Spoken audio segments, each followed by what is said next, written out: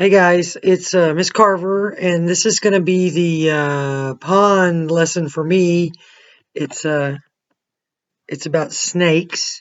I like to do normally we'd go on a field trip to the pond, and so I like to do a snake lesson for snake safety for when we would do that trip. And we're not going to be able to go there this year, but you might be able to go down to the pond. The quarry's down there. It's over there by the school, kind of. And some of the kids, I know my kids go there. You guys, Andrew, and let's see, some other friends go down there. Maybe Daxton. But I know you go down there, and Campbell goes, and you might get to take a trip down there. Be careful; there might be some snakes. But so I'm going to be reading a book. It's called Poisonous Animals. Normally, I have different books on each snake that we talk about for Texas. I don't have access to those books, and then I have a bunch of videos that you watch. So this one I have is called Poisonous Animals: Top 50 Questions about Poisonous Animals. So it's by Seymour Simon. When I'm reading, your eyes are looking, your ears are listening, your legs are crisscrossed, your hands are in your lap, and your lips are zipping like you put it in your pocket. So this is a cobra. If you notice, he's got a round pupil in his eye. That he's from a different continent. He's not from here. We don't have to worry about cobras too much. But it says, what kind of animals are poisonous? Now, I'm going to read this, and then I'm going to let you look at the words. So, it says, what kind of animals are poisonous? Let's see. From killer bees and black widow spiders to cobras and lionfish, thousands of different animals are poisonous or venomous.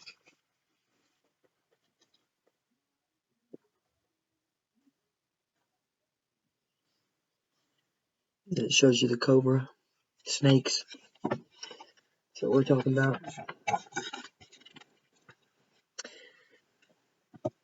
Is there a difference between poison and venom? Sometimes people use venom to talk about a poison produced inside the body of an animal. This animal purposely bites or injects venom into the body of another animal. Poison sometimes means something that is harmful to eat or take in. So, for example, a venomous snake might bite you, but you might accidentally eat a poisonous mushroom. Can you tell if a snake is venomous? It's hard for me to read backwards, so I'll let you look at that just a little bit. Can you tell if a snake is venomous?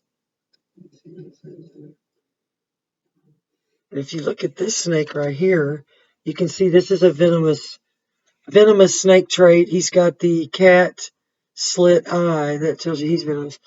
Uh, Venomous snakes look very different from each other. Rattlesnakes have triangular shaped heads, and cobras have wide hoods. But equally venomous coral snakes, taipans, and mamas have heads that look similar to many non-venomous snakes. So it's best not to handle any snake that you find in nature.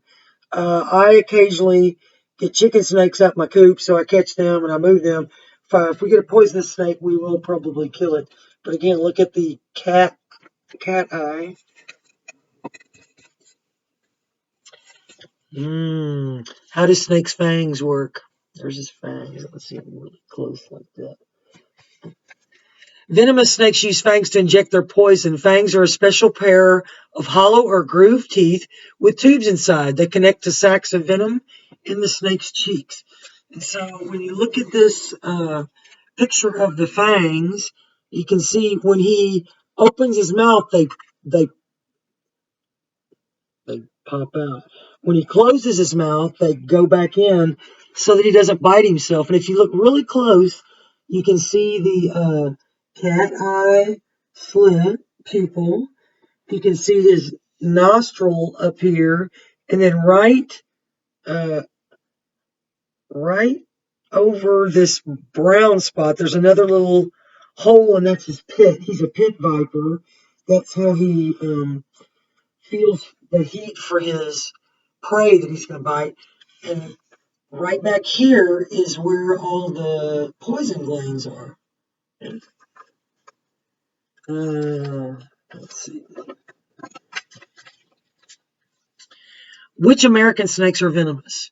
America is home to about 24 different kinds of rattlesnakes: the copperhead, the water moccasin or cottonmouth, the coral snake, and the yellow-bellied sea snake can also be found in America.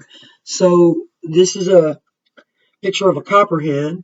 They're named Copperhead because of their copper color on their head. And they have a very distinct pattern. We looked at one of these in a picture. We tried to identify it in the leaves. It was camouflage. And I want to say it was west in the pen, this whole thing. But if you can see close, got that slit eye, triangular head. Uh, Where do rattlesnakes live? Rattlesnakes live in many different places. They are found in Canada, Mexico, and all across the United States. Many live in the deserts of the American Southwest, but some also live in grasslands, forests, and mountains. Rattlesnakes prey upon rabbits, prairie dogs, ground squirrels, small lizards, and birds. The eastern diamondback rattler is the largest venomous snake in North America. It's over 8 feet long with fangs up to 1 inch. That's a pretty good sized snake. No picture for that, but there's the words. Information. And how does a rattlesnake rattle? A rattlesnake's rattle is made of special interlocking scales at the end of its tail. A rattlesnake can shake its tail as fast as 60 times a second. When it does, the scales hit each other and make noise. The noise may not sound like a rattle at all. Some people think it sounds more like a buzzing insect. It's loud enough to hear from 100 feet away. And up here, so there's a rattlesnake, and you can't really see his eye or the pit, but that's a pretty good diamondback. But there's the rattle down here by my finger, and it says up here, close-up picture, zoom fact: rattlesnakes are deaf and cannot hear their own or another snake's rattle. I did not know that. I've heard that wild pigs have started eating rattlesnakes and they find them by their rattle, and so rattlesnakes have adapted by not rattling all the time when they're being approached by something. So gotta be careful. Yeah, and wow, deaf, did not know that. Okay, so another snake we have in North America is the coral snake. So let me read about that. How deadly are coral snakes? Coral snakes are highly venomous. They're a kind of ellipid, which is a family of snakes that includes cobras, sea snakes, and mambas. Coral snakes rarely bite humans, but when they do, can cause death unless the victim is treated with antivenom. The common coral snake is usually less than 3 feet long and has bands of red, yellow, and black covering its body.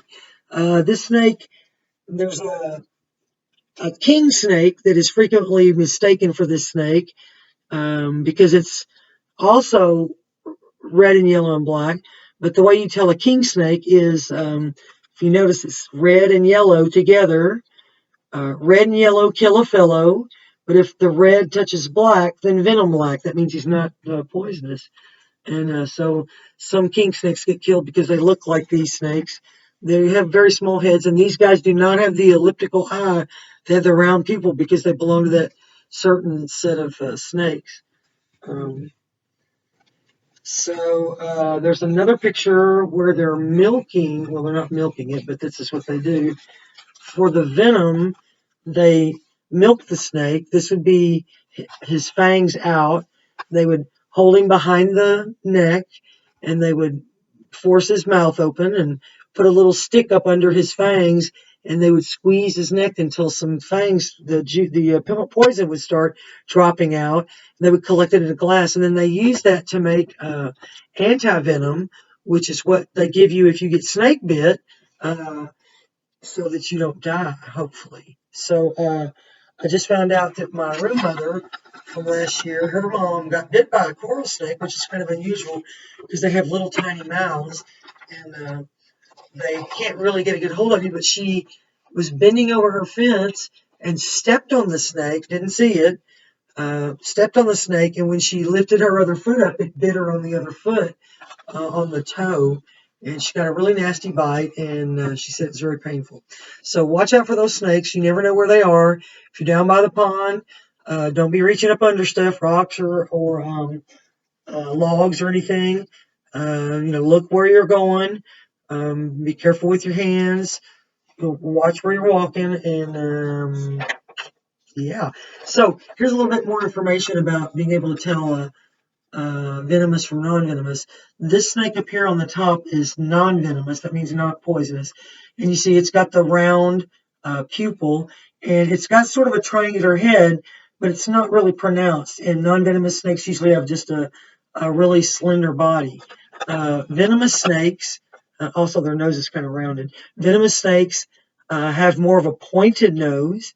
They have the cat eye, kind of split eye, except for the coral snake. It looks like this because that different family. It's one of the exceptions.